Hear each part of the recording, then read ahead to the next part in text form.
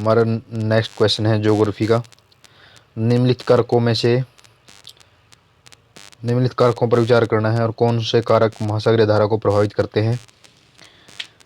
Number 1, पृथ्वी का आवर्तन, वायु दाब और हवाएं, महासागरीय जल का घनत्व और पृथ्वी का परिक्रमण। आपको याद रखना है, जो पृथ्वी सूर्य के चारों ओर चक्कर लगाती है उसको कहते हैं पृथ्वी का परिक्रमण। इसका महासागरीय धाराओं के ऊपर प्रभाव नहीं पड़ता। तो इसका राइट आंसर है बी 1, 2, 3। बाकी पृथ्वी का आवर्तन, वायु दाब एवं हवाओं और महासागरीय जल का घनत्व, इनका प्रभाव महासागरीय धाराओं पर पड़ता है। सामान्यतः पृथ्वी की सतह से, नेक्स्ट क्वेश्चन हमारा, सामान्यतः पृथ्वी की सतह से ऊंचाई बढ़ने के साथ साथ तापमान में घटोतरी होती है। क्यों होती है?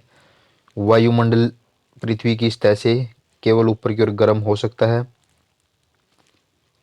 दूसरा, ऊपरी वायुमंडल में आर्द्रता अधिक होती है। तीसरा, ऊपरी वायुमंडल में हवा कम घनी होती है। इसमें क्वेश्चन है कि पृथ्वी की सतह से ऊंचाई बढ़ने पर तापमान में कमी आती है। क्यों आती है? पहला क्वेश्चन यह है कि वायुमंडल पृथ्वी की सतह से केवल ऊपर की ओर गर्म होता है।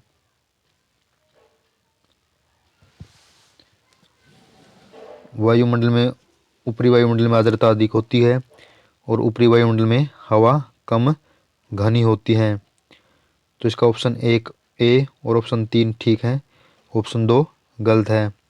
पृथ्वी की सतह से ऊंचाई बढ़ने पर तापमान में कमी आती है। क्यों आती है? वायुमंडल पृथ्वी की सतह से केवल ऊपर की ओर गर्म हो सकता है तथा ऊपर वायुमंडल में हवा कम घनी होती है। इस कारण ऊंचाई के साथ तापमान में घटोतरी होती है।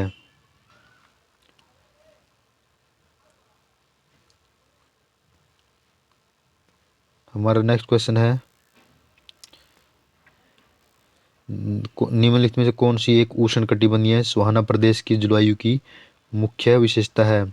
वर्ष भर वर्षा, केवल शीतकाल में वर्षा, अत्यंत अल्पकालिक शुष्क ऋतु और निश्चित शुष्क और आर्द्र ऋतु।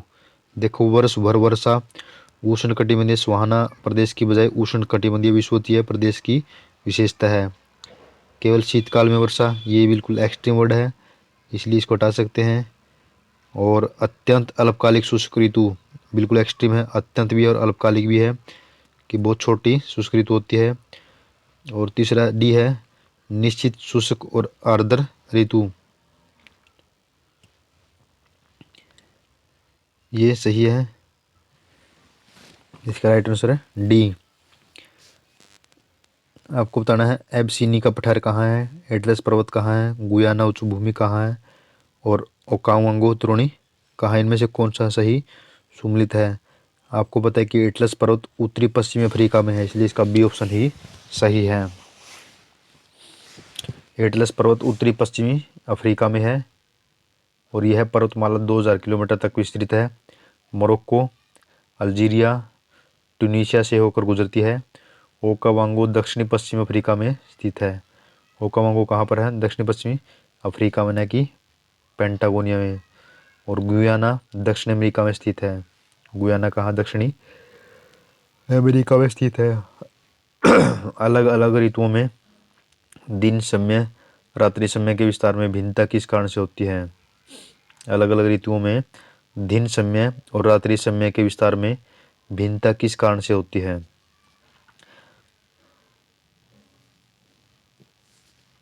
पृथ्वी के अपने अक्ष पर घूर्णन से, पृथ्वी के परिक्रमण से, स्थान की अक्षांश स्थिति से और पृथ्वी का नत अक्ष पर परिक्रमण से। तो इसका राइट आंसर है डी।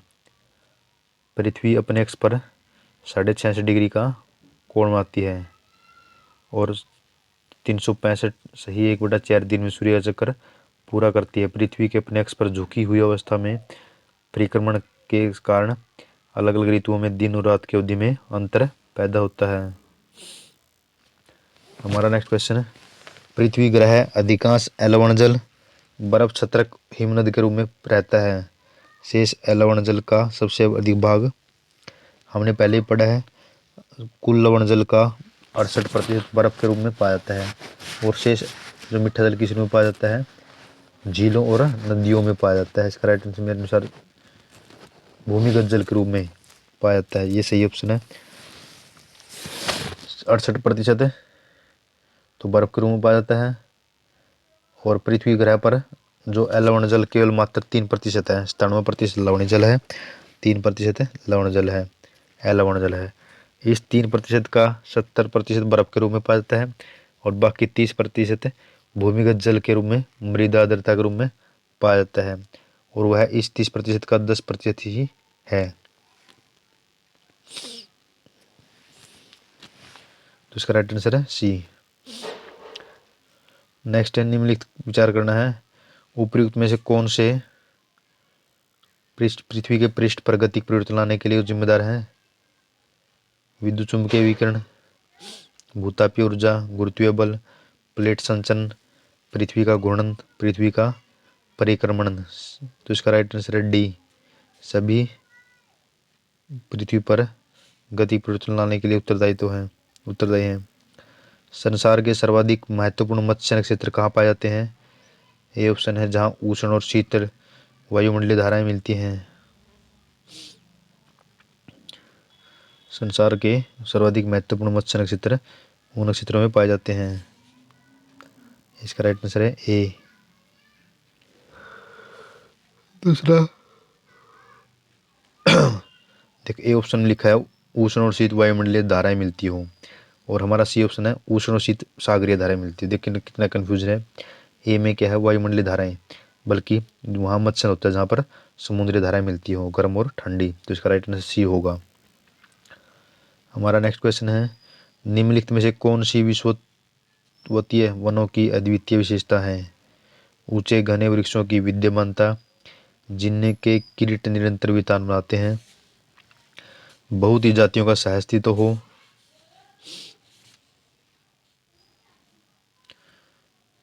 अधिपादपों की असंख्य किस्मों की विद्यमानता हो। तो इसका राइट आंसर है डी।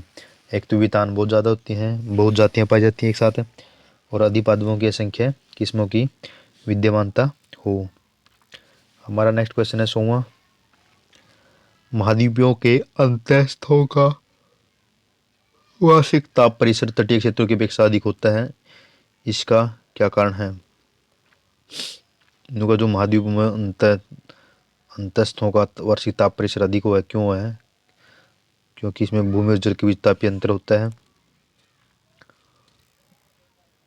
महाद्वीपीय महासागरों के बीच तुंगता में अंतर, अंतस्थों में तेज पवनों की विद्यमानता, तटों की अपेक्षा अंतस्थों में होने वाली भारी अवस्था। देखो, महाद्वीपों में ताप का अंतर अधिक होता है, क्यों होता है?